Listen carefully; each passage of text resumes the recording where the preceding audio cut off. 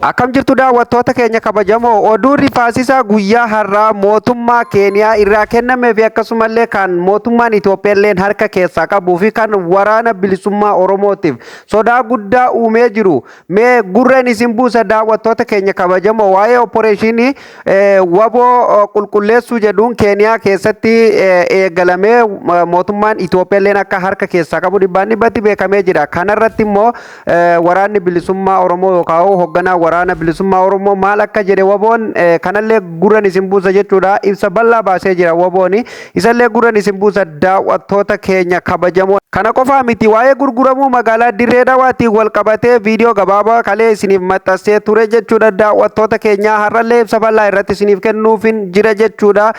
Uummanni daandii irratti gadi bahee mormataa jira jechuudha. Magaalaan Dirree Dhawaa akkuma beekamu uummata Somaaleetiif farramamte yookaan firmaa godhamte jedhanii dubbataa jiranii isallee gurreen isin buusaa. Oduuleen shukshuktaan amma deemaa jirtu kantiibaan magaalaa Dirree Dhawaa akka aangorraa buuf deemuu fi akkasumallee kantiibaan magaalaa Finfinnee duraanii Taakkalaa Uumaa akka Dirree Dhawaa irratti kantiibaa ta'ee muudamuuf deemu namoonni keessoon waan kana itti keenyan quba qaban dubbataa jiru jechuudha. Kanallee gurreen isin buusa hanga tokko hanganuma sagantaa keenyatti nu faana bu'uun chaanaala keenyaaf namoonni haaraa taatan sabskiraayib godhaa miseensa maatii keenyatti dabalamaa viidiyoo laayikii godhuu hin dagatina namoota hedduu bira akka ga'uuf immoo sheer waliif godhaa yaada keessanillee komentii jalatti nuuf qooduu hin dagatina daawwattoota keenya kabajamoo fi jaallatamoo. Oduu jalqabaa irratti akkuma beekamu Keeniyaa keessatti jechuudha opereeshiniin waboo irratti eegalamee itti fufee jira jechuudha daawwattoota keenya. Kanammoo mootummaan Itoophiyaa dhibbatti akka harka keessaa qabu gabaafamee jira jechuudha daawwattoota keenya. Akkuma beekamu mootummaan Itoophiyaatii fi mootummaan Keeniyaa harka lafa jalaa ifaa fi bilisalleen walii galanii waraana bilisummaa Oromoo gara Keeniyaatti baqatanii jiranii fi daangaarra kan achi jiraatan jechuudha. Opereeshinii geggeessanii achi keessaa qulqulleessuu maqaa waboo qulqulleessuu yookaan Alshabaab qulqulleessuu jedhuun jechuudha.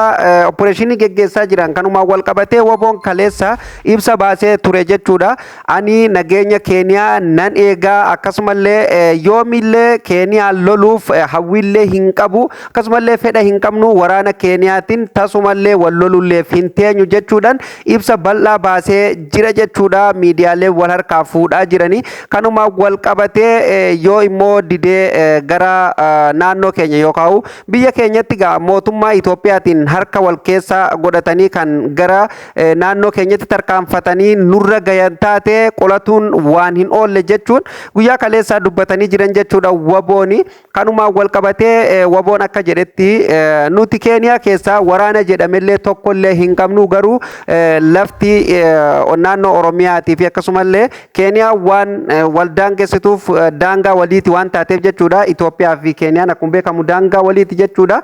Kanaaf magaalaa walitti dhiyeenya qaban yookaan daangaa walirra tayan daangaan seeraan waan hin sararaminiif isaanis cinuma keenya jiranillee cinuma isaanii jira. Kanaaf immoo hawaasni wal keessa deemee jiraata. Kanuma waraana bilisummaa Oromoo jedhanii maqaa ittiin nu balleessuu yoo taate malee nuti achi keessallee kaambillee hin qabnu waraanallee hin qabnu jechuun guyyaa kaleessaa ibsa bal'aa kennanii turan jechuudha. Akkasumallee BBC walilleen dubbatamee jira jechuudha daawwattoota keenya kabajamoo. Kanaaf immoo namoonni hedduun waraana bilisummaa Oromootiif hedduu dhiphataa jiranii hedduu sodaatamaa jira. Yeroo roorroon gara Itoophiyaa keessaan hammaatte irra guddaanii fi akkasumallee warreen bulchitoota yookaan ajajootni waraanaa gurguddoon akka Keeniyaa taa'utti kan namoonni hedduun dubbataa jiranii garuu kun hangamta akka dhugaa ta'e soba ta'ee fi dhugaa ta'e wanni beekame hin jiru. Ajajaa waraanaa bilisummaa Oromoo eessa akka jiraatu hangammatti namni beeku waan jiru natti hin fakkaanne namoota qaamaan itti dhiyeenya qaban yoo ta'e malee Keeniyaa jiraatee fi Oromiyaa keessa jiraatee hanga mana wanni beekamu hin jiru jechuudha. Garuu namoonni baay'een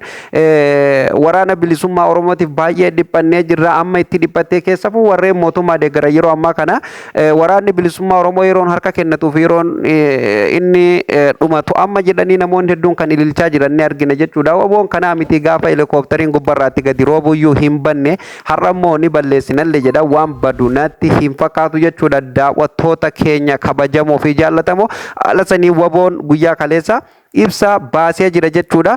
Akkasumallee poolisiin Keeniyaa jechuudha guyyaa kaleessa guraandhala afurii jechuudha opereeshinii geggeessaniin meeshaalee waraanaatii fi akkasumallee kaambii isaaniitii fi kompiitara akkasumallee kaameeraa adda addaatii fi xaaqa shamsiyaa yookaan soolaarii ifaa guuttatu akkasumallee dawaa yookaan qoricha sammuu namaa hadoochu kana kaambii isaaniitii arginee jira jechuun meeshaalee waraanaa hedduullee gama sooshaal miidiyaa isaaniitiin jechuudha facaasaa turan jechuudha. Daawwattoota keenya kabajamoo fi jaallatamoo akka gaazexeessaan biyya Keeniyaa tokko dubbateetti jechuudha opereeshinii kun kan geggeeffamaa jiru mootummaa Itoophiyaa waliin waliigalameeti jedhamee jechuudha dubbatamaa jira jechuudha. Kana gaa mootummaan Itoophiyaa biyya keessa'uu hin dandeenye naannoo isaa qulqulleessuuf deema. Kana gaa waan jennu hin qabnu nuyi waboon ala osoo hin taane duraan dhugaadha daangarra jira ala jira Eertiraa jira Sudaan jira akkasumallee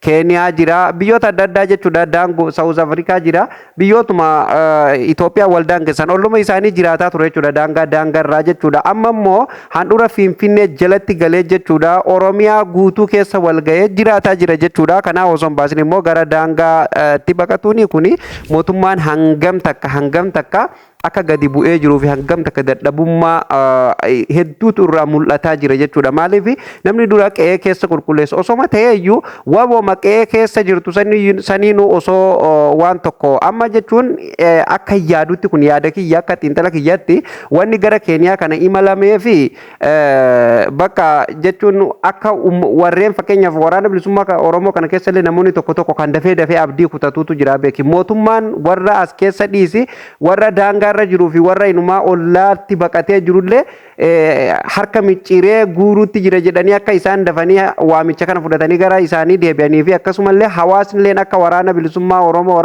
Oromoo mootummaan mooyame jee akka jibbuu fi namoonni ammallee ganaa waraana bilisummaa Oromootti dabalamuuf deeman akka abdii kutatanii gara raayyaa ittisa biyyaa yookaan milishaatti deebi'anii fi kan siyaasa akkanaa kana dalagamu jechuudha. Waboo achi qabanii fixanillee waan danda'anitti fakkaanne waboon immoo Keeniyaa keessaan ni jirti jedhallee hin yaadu yoo jiraattellee hawaasa waliin jiraatti biyya isaanii biyya ormaa dhiisi biyya isaanii keessattuu hin daddabamanii biyya ormaa keessatti immoo waan dandamanii qabamanii yookaan opereeshinii geggeeffamu kuni qaamuma siyaasaa biraa kanuma Keeniyaa keessa socho'aa jirutu jira duraanumayyuu sanumaaf yoo taate malee ani waboo faayidaa qabadha jedhe hin fudhadhu jechuudha. Mootummaan immoo hangana mara diinomee ilmaan Oromoo irratti hangana hunda akkanatti biyyumaan battillee akka isaan baqatanii hin jiraanne godhuun baay'ee waan nama gaddisiisu jechuudha. Daawwattoota keenya kabajamoo waboon garuu yoo didee waraanni Keeniyaallee jechuudha opereeshina geggeessu kanaan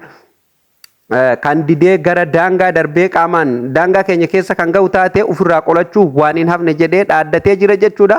Akkasumallee ani hanga isaan daangaa keenya cabsanii seenanitti harka hin laadhuu hin tuqu lolulleef hin taa'u waliin nyaatne waliin dhunnaa nuti qaama tokko qabsoon keenya durirraa kaasee hanga irratti Keeniyaan ollaa keenya duddaa fi garaa keenya kanaaf immoo nuti waraan isaanii lolulleef hin teenyu nageenya isaanii eeguuf halkanii guyyaa nan deeggara yookaan waraana isaanii akka nageenya Keeniyaa eeguuf abdii yookaan murannoo qaban ibsanii jiran jechuudha. Murannoo waraana Keeniyaa yookaan nageenya Keeniyaa eegsisuuf akkamitti akka isaan muratan ibsa isaan kalee baasan keessatti namaaf gala jechuudha. Daawwattoota keenya kabajamoo kanumaa wal qabatee gaa magaalaa Dirree Dhawaallee akkuma beekamu kantiibaan magaalaa Dirree Dhawaa gurgurate jedhamee haasawamaa kan jiru anillee viidiyoo gabaabaa wayii kaleessa isinii maxxansee ture. Sanumaa wal qabatee immoo oduuleen sanii asiin bahaa jirtu daawwattoota keenya kabajamoo fi jaallatamoo Kadir Jawaar kantiibaa magaalaa Dirree Dhawaa yeroo ammaa kanatti haima jiraatu malee hanga ammaatti gadi ba'ee oduu kana miidiyaarra deemaa lafarratti illee hiriira dhooftee jirtu kana hanga har'aa gama mootummaatiinis gama kantiibaatiinis wanni ibsi tokko kan gadi ba'amee kenname hin jiru hawaasa tokkollee kan tasgabbeessan hin jiran jechuudha. Oduun immoo garasii dhufaa jirtu oduu gaarii miti oduu dhugaa rabbii oduu gaarii miti. Gara tokkoon oduu gammachiisaa gara tokkoon immoo oduu gammachiisaa miti akkamitti yoo jettanii amma yeroo kanatti kantiibaa magaalaa Dirree Dhawaa aangorraa kaasuuf akka deemantu dubbatamaa jira. Kan bakka isaan bu'uuf deemulleen kantiibaa magaalaa Finfinnee duraanii kan ammaa jechuudha dirree dhawaatti jijjiiramuu deemu takkalaa uumaati jechuudha. Meegaa dhugataati fi sobataati wanni kun adda hin baane hanga ammatti jechuudha. Irratti gungumamaa jira. Hayyoonni hedduuleen irraa dubbatamaa jira.